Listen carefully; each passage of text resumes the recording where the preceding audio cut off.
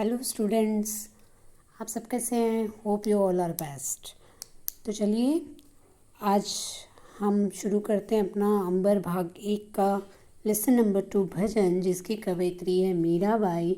और जहाँ तक आप सब मेरे वीडियोस अगर कंटिन्यू देख रहे हैं तो सभी को पता होगा कि मीराबाई का कवि परिचय हमने कर लिया है अपने लास्ट क्लास में। तो इस क्लास में लेसन का एक्सप्लेनेशन होगा जो आपको बहुत ही ध्यान से सुनना है, और ये तब तक समझ में नहीं आएगा जब तक आप इसको अच्छे से सुनेंगे नहीं। और एक रिक्वेस्ट करती हूँ आप सबसे कि अगर कहीं समझ में नहीं आ रहा हो तो थोड़ा सा वॉल्यूम तेज़ कर लेना या ईयरफोन यूज़ कर लेना, क्योंकि मेरी आज आवाज़ बिल्कुल भी अच्छी नहीं है, गला ख़राब हो रखा है। सेकेंड थिंग, मुझे लगता है कि ये जो मीराबाई का कवि परिचय है, मैंने आप सबसे कहा था कोई भी डाउट हो तो आप मुझसे पूछ लेना, पर किसी का कोई डाउट नहीं आया। तो मुझे लगता है आप सबने बहुत अच्छे से पढ़ा है, सबको बहुत कुछ समझ में आ भी गया है, क्योंकि मेरे पास कोई डाउट नहीं आया है। तो let's start with our new lesson today's, मतलब आज का हम लेसन का एक्सप्लेनेशन स्टार्ट करते हैं। प्लीज़ ध्यान से सुनना, जबकि हम हालांकि ये ईजी है क्योंकि हम बचपन से ये सब कुछ पढ़ते आ रहे हैं मीराबाई के पर हो सकता है कुछ वर्ड्स होते हैं जो हल्के फुल्के से डिफ़िकल्ट होते हैं, तो वो भी क्लियर कर देते हैं। अभी पढ़ लेते हैं, हम स्टार्ट करते हैं अपना लेसन आज का। हरि थे हर्या जनरो भीर, द्रौपदी री लाज राख्या, थे बढ़ाया चीर। क्या कह रहे हैं? हरि किसको कह रही है मीराबाई? हरि यहाँ पर भगवान को कह रही हैं। मीराबाई कह रही है कि भगवान आपने अपने भक्त जनों का संकट, भीर यानी कि संकट, हर लिया। कैसे? किन किन भक्तों के संकट उन्होंने हरे हैं, बता रहे हैं। देखो, द्रौपदी की लाज राखी, द्रौपदी री लाज राख्या, थे बढ़ाया चीर। कि आपने द्रौपदी की लाज रखी। उसकी लाज कैसे रखी उन्होंने? उसकी चीर यानी कि साड़ी बढ़ाकर। तो ये सीन कब हुआ था? जैसे कि महाभारत सबने देखी होगी लॉकडाउन में, उसमें आप सबने देखा भी होगा कि किस तरीके से उनके पति महाराज युधिष्ठिर, द्रौपदी कौन थी? पांचों पांडव की वाइफ थी ना, तो उनके पति महाराज युधिष्ठिर जो है वो जुए में अपनी बीवी को हार गए थे, द्रौपदी को हार गए थे। तब दुशासन जो है कौरव साइड से था, वो द्रौपदी का चीरहरण करना चाहते थे। कौन कौन? दुर्योधन और दुशासन। पर दुशासन जो है वो उसके साथ बदतमीजी कर रहा था, वो उसकी साड़ी खींचे जा रहा था, और एक तरफ से ये कोई दूसरा नहीं आया द्रौपदी की हेल्प करने के लिए। तब कौन आए थे? भगवान श्री कृष्ण आए थे, और उन्होंने साड़ी बढ़ाते गए, चीर बढ़ता गया, और इधर दुशासन चीर खींचता गया। तो इससे द्रौपदी की जो है लाज बच गई। नेक्स्ट लाइन, भगत कारण रूप नरहरि, धर्या आप शरीर, बूढ़ता गजराज राख्या, कट्या कुंजन भीर, दासी मीरा लाल गिरधर, हरा मारी पीर।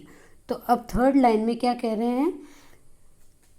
मीराबाई कह रहे हैं कि भगत के लिए आपने नरसिंह का रूप धरा। अब ऐसा भगत कौन सा है? सभी को पता है, जिसके लिए भगवान श्री कृष्ण ने नरसिंह का रूप धरा था। कौन सा भगत है? क्या नाम है उस भगत का? प्रहलाद। प्रहलाद सभी को पता है ना, हिरण्यकश्यप जो खुद को भगवान मानता था, उसका बेटा जो है वो था प्रहलाद, और वो भगवान का सच्चा भक्त था। तो उसकी रक्षा करने के लिए भगवान कृष्ण ने नरसिंह का रूप धरा था। नरसिंह का रूप कैसा होता है? जिसमें आधा शरीर, आधा क्या पूरा शरीर जो है वो था इंसान का, मनुष्य का, और जो गर्दन थी मतलब हेड और फेस, ये सब कुछ शेर का था, है ना। नरसिंह सिंह का था। तो भगत कारण रूप धर्या नरसिंह, धर्या आप शरीर। तो आपने नरसिंह का रूप धरकर अपने भक्त को बचा लिया था। बूढ़ता गजराज राख्या, बूढ़ता मीन्स डूबते हुए गजराज, गजराज यानी हाथी। एक स्टोरी सुनी होगी आपने, हाथी जो है अपने कुछ हथनियों के साथ वो तालाब में पानी पीने गया, और वहाँ पर जो है वो एक मगरमच्छ था जो उस हाथी के पैर को खींच रहा था अंदर की तरफ। तब उसकी मदद उसकी हथनियाँ जो है वो नहीं कर पाई। तब उन्होंने भगवान को आवाज़ लगाई। तब भगवान ने क्या किया? उसको डूबने से बचाकर उसका संकट हर लिया था। कट्या मीन्स हटाना। कुंजर, कुंजर मीन्स हाथी का संकट आपने हटाया। बूढ़ता गजराज, डूबता हुआ गजराज आपने बचाया। कैसे? उसको डूबने से बचाकर, उसका संकट हर कर आपने उसको बचाया था। दासी मीरा लाल गिरधर हरा म्हारी पीर। मीरा जी क्या कह रही है कि मीरा भी आपकी दासी है। हे गिरधर लल्ला, हे कान्हा जी, आप हरा म्हारी पीर, आप मेरी भी जो पीड़ा है वो हर लीजिए। तो पहले पैराग्राफ में क्या बताया है मीराबाई ने? पहले पद में क्या बताया है कि भगवान ने कैसे अपने भक्तों की रक्षा करी जब जब उन पर संकट आया था। नाउ सेकंड वन, पग बांध गुंगरिया नाचारी, लोग कया मीरा बावरी, सासू कया कुलनासीरी। तो ये वाला पद भी आपने बहुत बार पढ़ा हुआ है बचपन में। जैसे कि मीराबाई कह रही है कि पाँव में घुंघरू बांधकर जब मैं नाचने लगी, जब मीराबाई कृष्ण भगवान की भक्ति में खूब मग्न हो गई थी, तब वो क्या करती? पाँव में घुंघरू बांधकर नाचने लगती। तब लोग क्या कहते थे? मीरा पागल है, मीरा बावरी है। बावरी का मतलब क्या हुआ? पागल। लोग कया मीरा बावरी, पगली। और उनकी शादी के बाद उनकी सासू माँ क्या कहती थी कि मीरा जो है वो कुलनाशिनी है, कुल को नाश करने वाली, क्योंकि वो साधुओं के संगत में बैठती है, वहाँ डांस करती है, तो वो हमारे कुल को नाश कर रही है। ऐसे उनकी सासू माँ का मानना था। विखरो प्यालो राजा भेजा, पीवा मीरा हांसारी। तो उनके ससुर जी, राजा जी राणा सांगा जो है वो उनके ससुर जी थे ना, तो उन्होंने क्या किया? विष का प्याला पिया। विश्रो प्यालो राजा भेजा, राजा ने विष का प्याला भेजा था, जिससे उन्होंने सोचा था कि पी करके मीराबाई जो है वो मर जाएंगी, पर नहीं, भगवान ने उनकी भी मदद की, उसको अमृत में बदल दिया। वो प्याला पीकर मीरा बावरी और भी तृप्त हो गई, है ना। फिर तनमन वार्या चरिनामा, दर्शन अमृत प्यास्यारी। तो क्या कह रही है मीराबाई कि मैंने अपना तन मन जो है वो सब कुछ भगवान जी के चरणों में अर्पित कर दिया है, वार दिया है, सब कुछ उन पे अपना वार दिया है, और मैं सिर्फ उनके दर्शन का अमृत जो है पीना चाहती हूँ, पीना चाहती हूँ, कुछ भी समझ सकते हो आप। मीरा के प्रभु गिरधर नागर, थारी सरना आस्यारी। क्या कह रहे हैं मीरा जी कि आप जो ये भगवान हैं गिरधर नागर, कृष्ण भगवान, वो मीरा के हैं। मीरा के प्रभु गिरधर नागर, थारी शरणा आचारी, आपकी शरण में आएंगे, है ना। इजी। अब थर्ड पैराग्राफ, राम नाम रस पीजे मनुआ, राम नाम रस पीजे, तज कुसंग सत्संग बैठ नित हरि चर्चा सुन लीजे। क्या कह रही है मीरा जी? राम नाम रस पीजे मनुआ, कि राम नाम का जो रस है वो पियो रे मनुआ, मतलब मनुष्य, मनुआ मीन्स मनुष्य, है ना।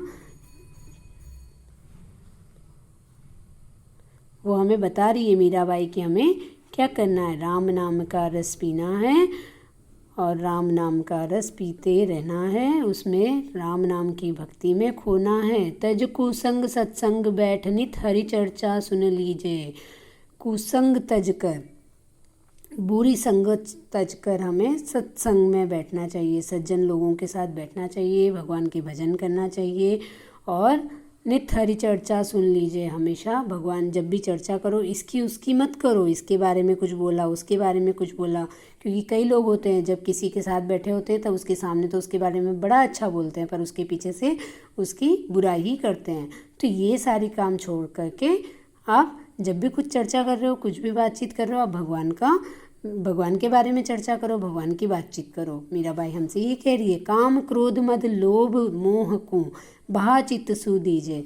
जो हमारे ये जो यहाँ दिए ना शब्द, काम क्रोध मद लोभ मोह, ये जो 5 है, ये हमारे मन के विकार हैं, जो हर मनुष्य के अंदर होता है, न चाहते हुए भी ये हमारे अंदर आ जाते हैं। जब भी हमारे साथ कोई कुछ बुरा करता है तो हमें क्रोध आ जाता है, कभी भी काम करना होता है तो हमें आलस आ जाता है, हमें जो है हमारे अहंकार होता है, हमने अगर कुछ अच्छा काम किया तो हमें उसका अहंकार होगा, अगर हम कभी कुछ बिजनेस कर रहे हैं तो हम प्रॉफिट के मोह से कुछ ज़्यादा ही कमाना चाहते हैं। तो इस तरह के जो हमारे ये मन के मोह हैं, हम एक इच्छा हमारी सेटिस्फाई होती है तो दूसरी उत्पन्न हो जाती है। तो इन सब चीज़ों को, मन के विकारों को छोड़कर मन से बहा दीजिए, बहा चित्त सो दीजिए, मतलब अपने मन से इन सारे विकारों को बहा दीजिए। मीरा के प्रभु गिरधर नागर ताही के रंग में भीजे। जैसे मीरा के प्रभु गिरधर नागर है, वो उन्हीं के रंग में भीजती है, आप भी उन्हीं के रंग में भीजो। देखो कितना मज़ा आता है उनके रंग में भीजने से। तो मीराबाई तीसरे पद में हमें उपदेश दे रही है। ओके, सेकंड पैराग्राफ में मैंने बताया मीराबाई हमें यहाँ क्या कह रही है कि फर्स्ट पैराग्राफ में उन्होंने भगवान ने अपने भक्तों के संकट कैसे हरे थे, दूसरे में भगवान ने उनके संकट कैसे हरे, मीरा ने अपना सब कुछ कैसे भगवान के ऊपर वार दिया है, क्यों वार दिया है, क्यों वो भगवान पर इतना विश्वास करती है, यह सब कुछ बताया है। और थर्ड में मीराबाई हमें उपदेश दे रही है कि हमें किस तरह से भगवान को ही अपना सब कुछ मानना है।